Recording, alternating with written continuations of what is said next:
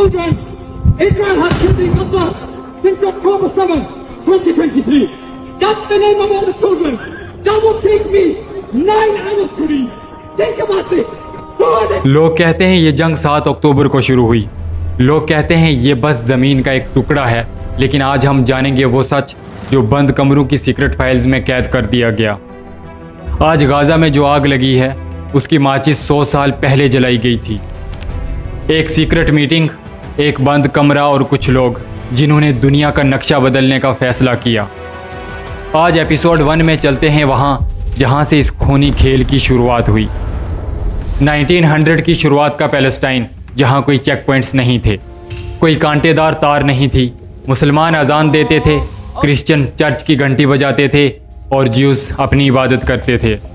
यह सल्तनत उस्मानिया का दौर था। इस ज़मीन पर सब रहते थे, लेकिन सवाल ये है कि अचानक पड़ोसी दुश्मन कैसे बन गए। दुनिया बदलने वाली थी। यूरोप में एक मूवमेंट शुरू हो चुकी थी जिसका नाम था ज़ियोनिज़्म। इसका लीडर था थियोडोर हर्ज़ल, जिसका मकसद था ज्यूज़ के लिए एक अलग कंट्री। लेकिन यहाँ एक सीक्रेट फैक्ट है जो बहुत कम लोग जानते हैं। शुरू में ज्यूज़ के लिए पैलेस्टाइन ही अकेला ऑप्शन नहीं था। उन्होंने युगांडा, अफ्रीका और अर्जेंटीना पर भी गौर किया था। सोचिए, अगर वो अफ्रीका चले जाते तो आज मिडिल ईस्ट की हिस्ट्री कुछ और होती। लेकिन उन्होंने फ़लस्तीन को ही क्यों चुना? क्या ये सिर्फ रिलीजन था या इसके पीछे कोई जियोपॉलिटिकल गेम थी?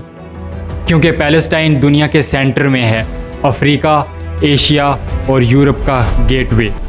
जो यहाँ राज करेगा वो दुनिया की ट्रेड पर राज करेगा। अंग्रेज़ों ने अरब मुसलमानों के साथ वादा किया था कि अगर तुम ऑटोमन एम्पायर के ख़िलाफ़ हमारा साथ दोगे तो हम तुम्हें फ़लस्तीन की आज़ादी देंगे। भोले अरब लीडर्स ने उनका यकीन कर लिया और उन्होंने अपनों के ख़िलाफ़ तलवार उठा ली। लेकिन वो नहीं जानते थे कि लंदन के एक बंद कमरे में उनकी किस्मत का सौदा पहले ही हो चुका था। इसे कहते हैं साइक्स-पिकट एग्रीमेंट। अंग्रेज़ों और फ्रेंच ने मिडिल ईस्ट को एक केक की तरह आपस में बांट लिया। ये वो मोमेंट था जब पैलेस्टाइन की ग़ुलामी की स्क्रिप्ट लिखी गई। लेकिन सबसे बड़ा धोखा अभी बाकी था। 1917 में British foreign secretary Arthur Balfour ने एक लेटर लिखा, सिर्फ 67 वर्ड्स का एक लेटर, जिसे दी बेल्फोर डिक्लेरेशन कहते हैं। इस एक लेटर ने किसी और की ज़मीन किसी और को गिफ्ट कर दी। एक ऐसा वादा जिसने मिडिल ईस्ट में हमेशा के लिए खून की नदियां बहा दी।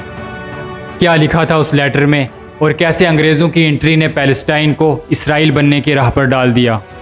और वो कौन सी खुफिया ताकत थी जो ब्रिटिश एम्पायर को कंट्रोल कर रही थी? जानिए एपिसोड 2 में। Subscribe the inside truth. Inside Truth. Seek the truth.